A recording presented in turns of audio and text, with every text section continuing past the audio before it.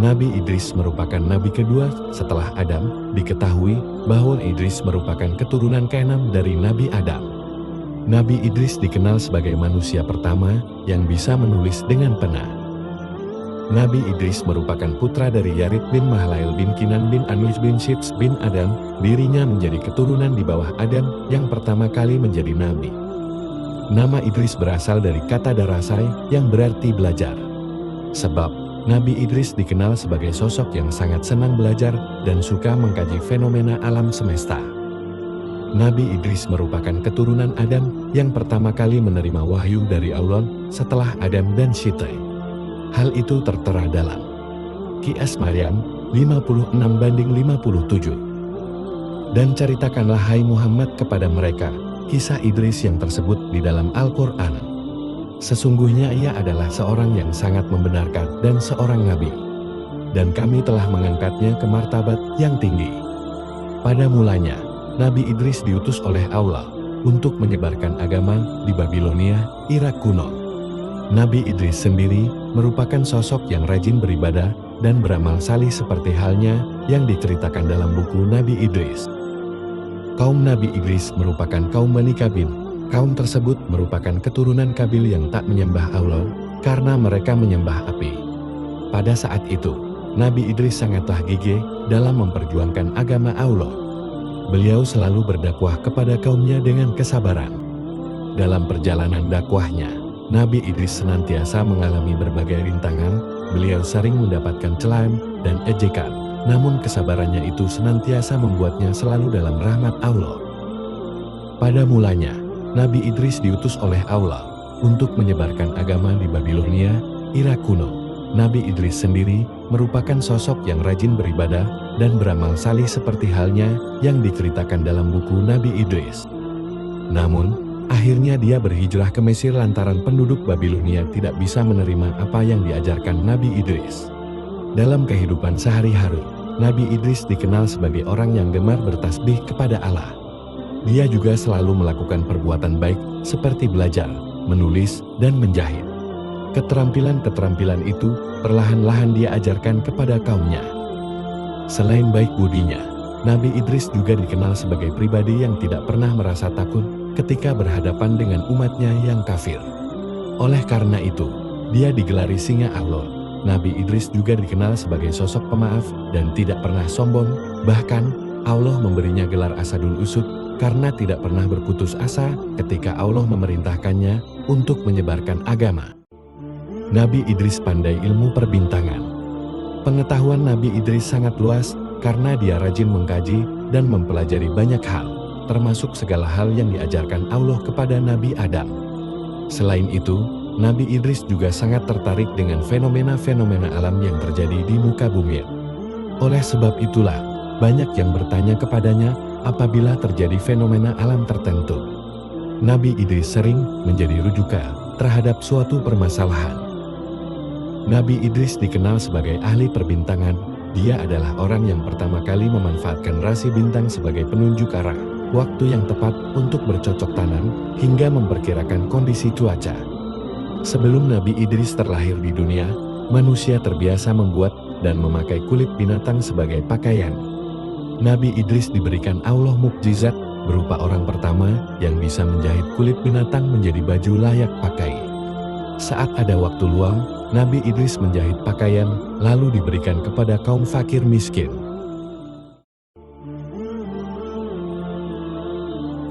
Pada suatu malam, Nabi Idris kedatangan tamu seorang pria. Nabi Idris tidak sadar pria tersebut adalah malaikat Israel yang menyamar. Nabi Idris menawarkan makanan itu kepada Israel, namun ditolak. Pada akhirnya, mereka berbincang-bincang dan berjalan-jalan melihat pemandangan sekitar. Setelah 4 hari bersama dan sudah cukup akrab, Nabi Idris mulai curiga dengan sang tamu. Sebab, tamu itu tidak menyentuh jamuannya sama sekali. Nabi Idris lantas mengajukan pertanyaan, karena diliputi rasa penasaran. "Sebenarnya siapa kamu?" tanya Nabi Idris. "Maaf ya Nabi Allah, aku sebenarnya adalah malaikat Israel," jawab sang malaikat. Tentu saja Nabi Idris terkejut mendengarnya, sebab malaikat Israel bertugas mencabut nyawa manusia. Kau sudah 4 hari bersamaku, apakah kau sedang bertugas untuk mencabut nyawa makhluk di dunia ini? Wahai Idris, selama 4 hari ini, memang banyak sekali nyawa yang telah kucabut. Roh makhluk-makhluk itu, bagaikan hidangan di hadapanku. Kuambil mereka bagaikan seseorang sedang menyuap makanan. Lantas apa maksud kedatanganmu kemari? Apakah kau ingin mencabut nyawaku? Malaikat Israel menjawab, tidak ya Idris. Kedatanganku memang untuk mengunjungimu, karena saya rindu dan Allah telah memberikan izin. Setelah percakapan itu, Nabi Idris membuat satu permintaan. Dia ingin malaikat Israel mencabut nyawanya, kemudian menghidupkannya kembali. Nabi Idris penasaran dengan rasa sakratul maut yang konon sangat dahsyat sakitnya. Namun, permintaan itu tidak segera dituruti oleh malaikat Israel. Sebab, segala hal yang dia lakukan hanya atas perintah Allah. Saya tidak mencabut nyawa seseorang, selain atas izin Allah, kata malaikat Israel.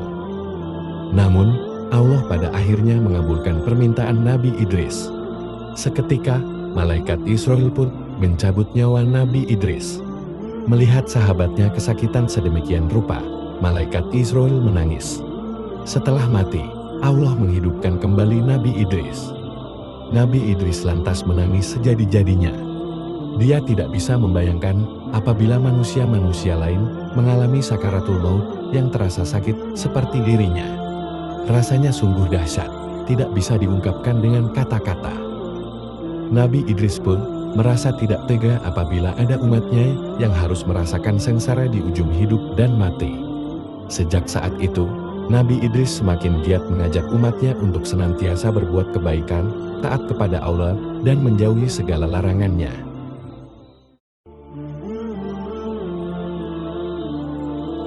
Suatu ketika, Nabi Idris dan malaikat Israel tengah beribadah bersama.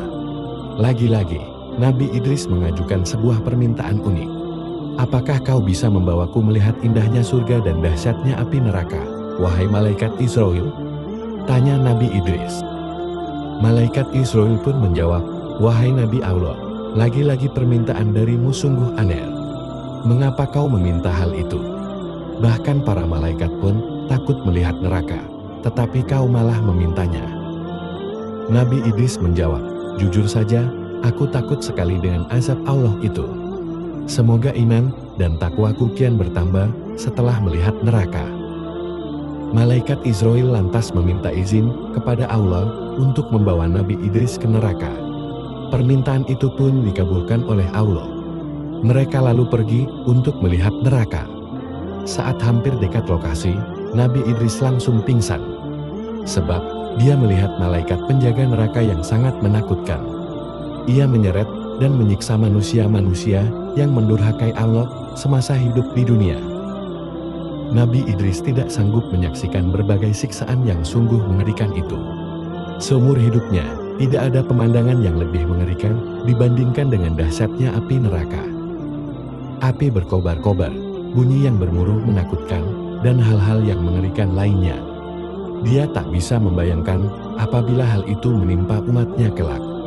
Dia pun ingin semakin giat berdakwah, agar tidak ada umatnya yang tersesat dari jalan Allah dan berakhir termakan api neraka. Nabi Idris pun lantas meninggalkan neraka dengan tubuh lemas dan penuh rasa takut. Bayangan api neraka dan segala siksaan di dalamnya masih menghantui dirinya.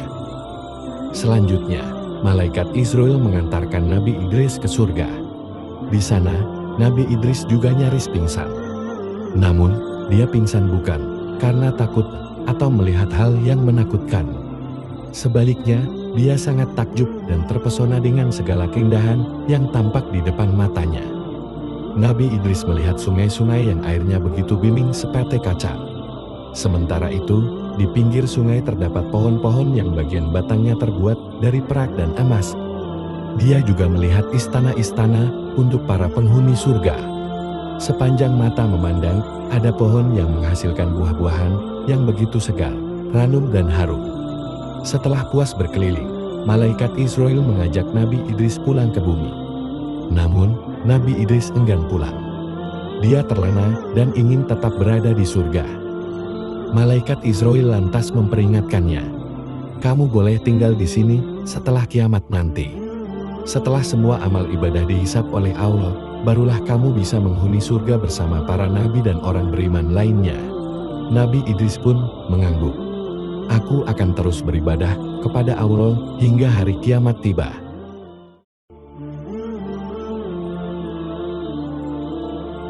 Allah telah mewahyukan kepada Idris akan mengangkat amal bagi Idris setiap harinya sebanding dengan semua amal anak-anak Adam.